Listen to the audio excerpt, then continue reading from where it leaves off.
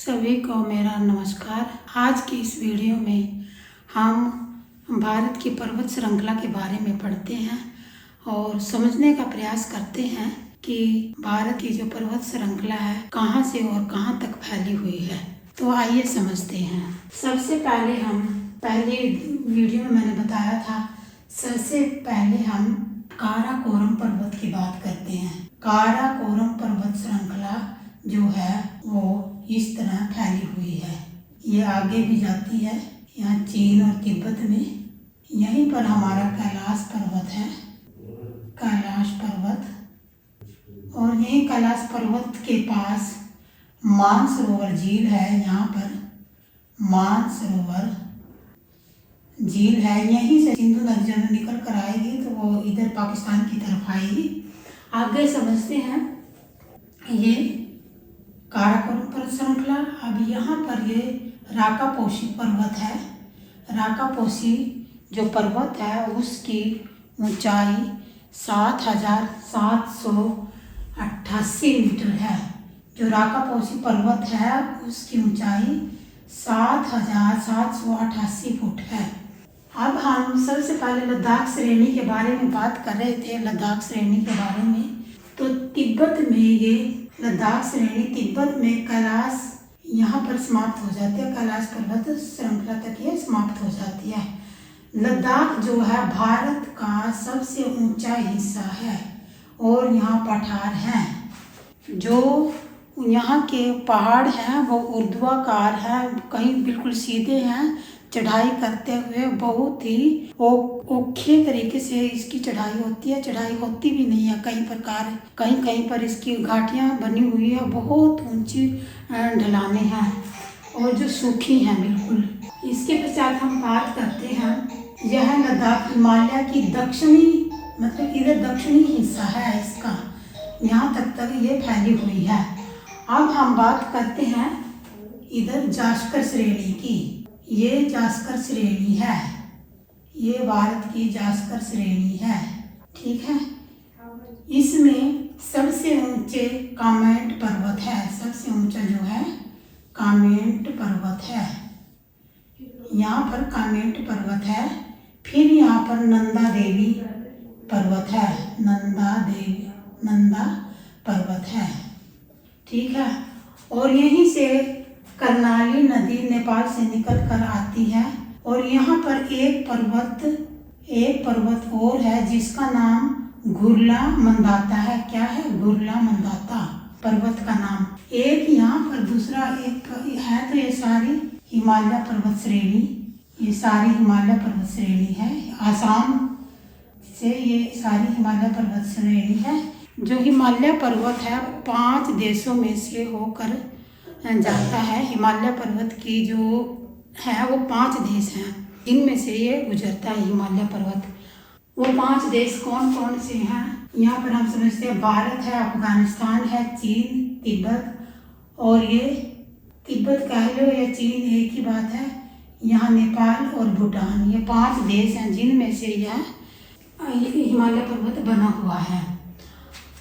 अगर हम इनकी जास्कर श्रेणी में जो है हानले, खुरना, जास्कर, सूरू एवं सीगो नदियाँ हैं। कौन कौन सी नदियाँ हैं?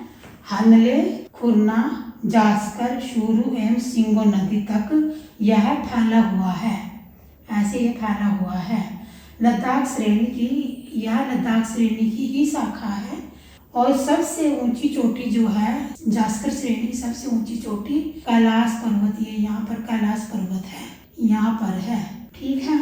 और जिसकी ऊंचाई 6,714 मीटर है। ये कैलाश पर्वत श्रेणी है ना, यहाँ पर कैलाश पर्वत श्रेणी, इसकी ऊंचाई 6714 मीटर है। अब हम बात करते हैं कैलाश पर्वत श्रृंखला की।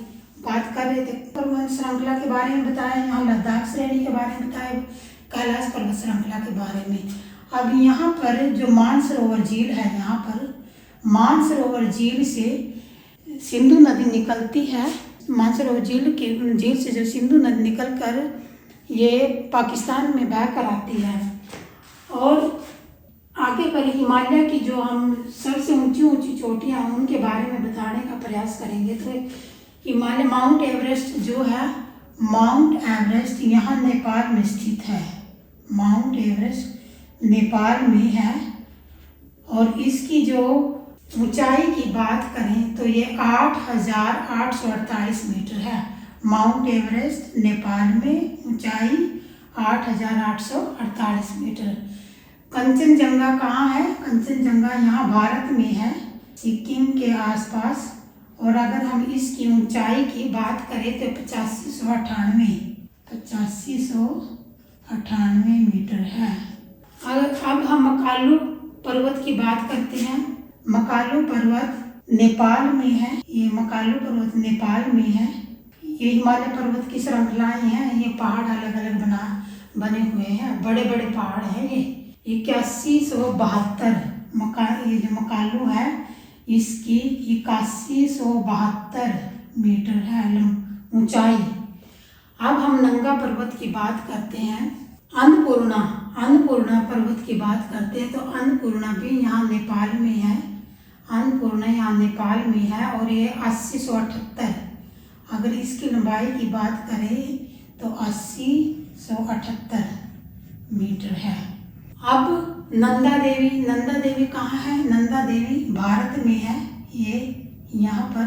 और नंदा देवी जो पर्वत है, अगर इसकी बात करें तो ऊंचाई की 8126 मीटर है।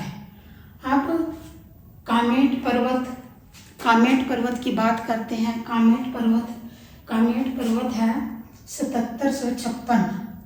ये कामेट पर्वत है यहाँ पर। इसकी ऊंचाई कितनी है? 7756 मीटर। अब नामचा बारवा जो भारत में है, नामचा बारवा भी एक पर्वत है जो भारत में है।